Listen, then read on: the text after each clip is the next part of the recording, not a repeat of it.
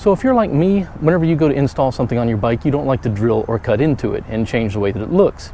So whenever I hear plug and play in an aftermarket part, I usually pay attention to it just to see what it is. And the newest product installed on my Can-Am Spyder is the accent lights for your fog light area that integrate in with your turn signals of your mirrors.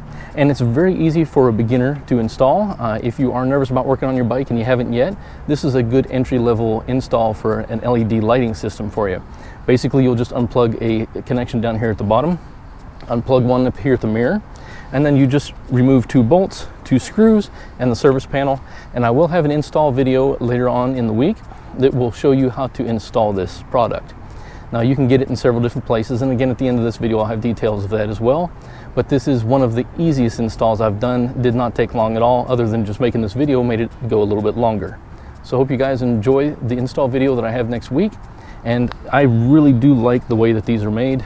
They aren't very cheap plastic at all. The connections were perfect, and I had no issues whatsoever.